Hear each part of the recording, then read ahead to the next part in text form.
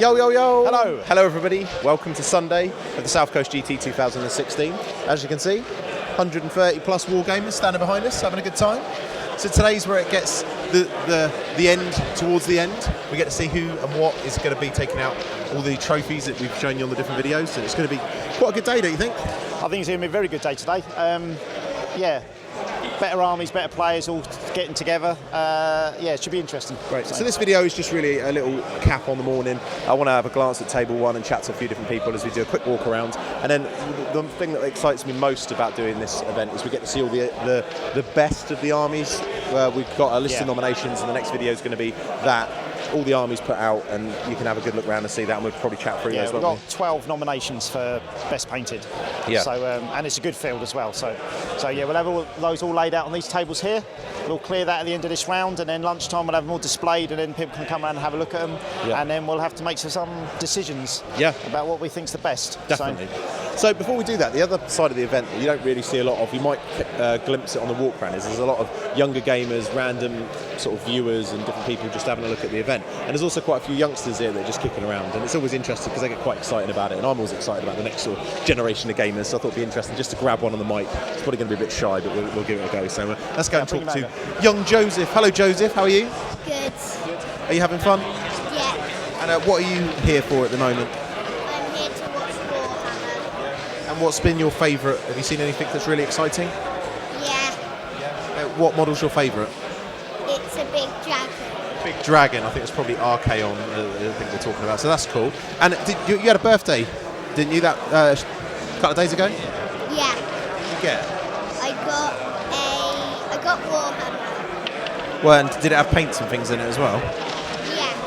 And have you painted it at the moment? No, but my daddy's going to help me soon paint it. And was it the guys with the shields you got and hammers?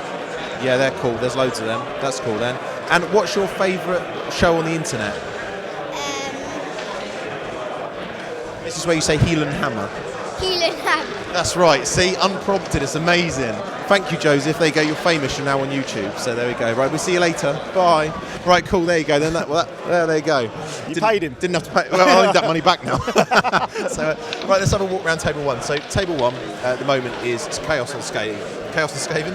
It looks like that. It's Chaos on Chaos. Both of them have got a mix of Skaven and demons, really. There's a Kairos. They're missing. We'll find out why in a minute. But it's a battalion with double Storm Fiends and a load of different Skavens and Nurglings on the board quarters. And they're basically, the scenario is to control board quarters, so there's going to be a lot of movement late game. The one thing that is striking about this particular game is that one of the armies is so far in the corners, and that's mainly due to the fact that we're trying to defend against these teleporting, as it were, these tunnelling Storm Fiends. But it's looking interesting actually. So I just want to jump in here why these guys are thinking. So Darren, what happened to the big guys? You had a Vermin Lord and Kairos that were there earlier. What happened? Yep.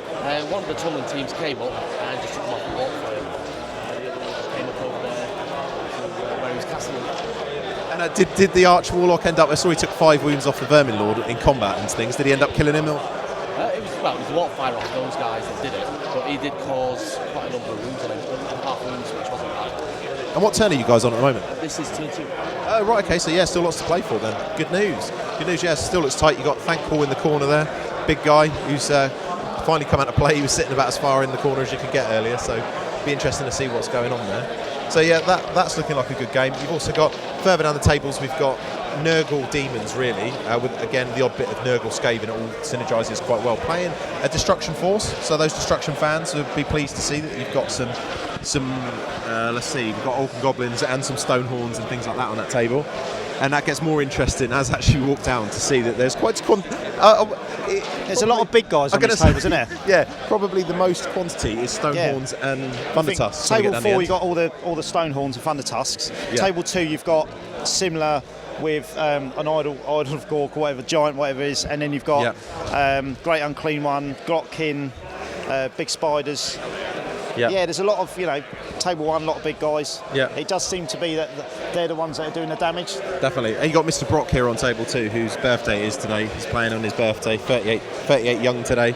So hopefully he'll have a good time. Table 2 for your birthday is not a bad start, is it? No, not at all. Yeah. Looks like he's doing all right as well. lot to play on that Be one. interesting to see how it pans out by game 5-6, whether the armies with all these big guys are actually going to, Yeah. you know, Yeah, it's very interesting. I mean, we've got another one here. So stay we've got Death versus Skaven again. You see the Storm Fiends in the middle of the board, so I don't know if they tunnelled originally, but there's that. Again, Vermin Lord. You like that? You're a big Vermin Lord fan. There's quite a lot of them this weekend. there's a lot of them, yeah. And there, Simon from our club, he's using my army, and he's usually a high off player. And he said to me, Vermin Lord, best thing in the army, because it's just solid. It just, you know, most of the time it does exactly what you want it to do. You know? A few people said we might have undercosted him in the system. I think they're probably about right, actually. But Unusually though, he's taken the Warbringer. Oh yeah. Like, you know, same as I was just saying to him, if you want a more combat one, take the Warbringer. But yeah, I think it's the only Warbringer here. Yeah, there's a few mixes. I mean, there's a lot of the ones with the globe, the Skyer ones. Yeah, you've got the Scryer one, you've got the Warp Seer, and you've got a lot of the Eshin one. Yeah. So one particularly cool thing I want to grab here as well is this. I think is that a Forge World model, the Idol of Mor, the big rock giant with a realm gate. Now that looks like that's being used as a piece of terrain, as a realm gate. So that's dedication for you. But yeah, beautiful. Really like that. That was cool. And then on table 4, we've got Stormcast. This is Brian, who spoke to us on the video earlier, playing. I don't know if they've come out the corners yet, have they? No, not quite yet. Basically, just behind Brian, there is a load of Stonehorns and Thunder Tusks. I think it was 6. I don't know how Paul many Whitehead still is there. playing. Yeah.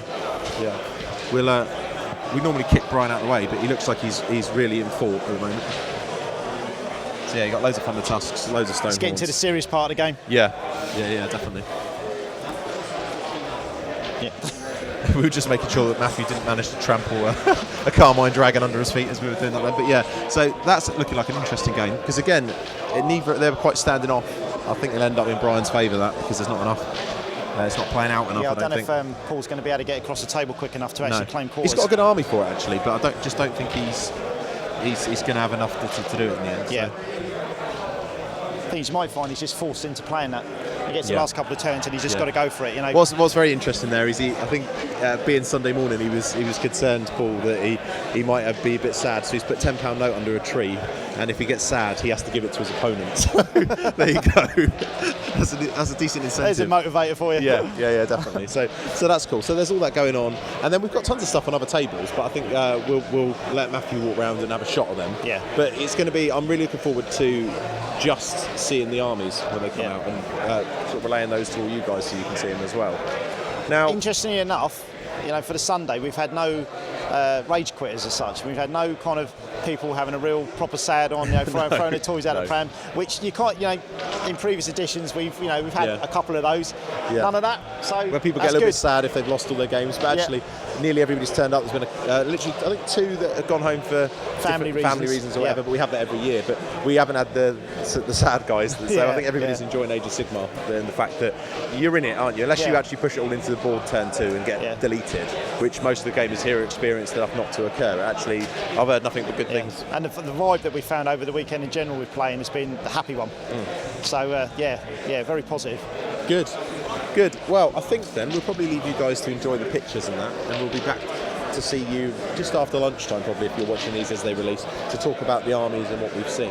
So make sure if you like the video, you can like it, subscribe, and share with your friends. You can check us out at heelanhammer.com. You can check out all the rules from the tournament at heelanhammer.com/scgt, and you can listen to us talk for hours and hours on a very awesome podcast, Heelan Hammer. Make sure you check that out on the site. We'll see you in the next one. Bye. Bye.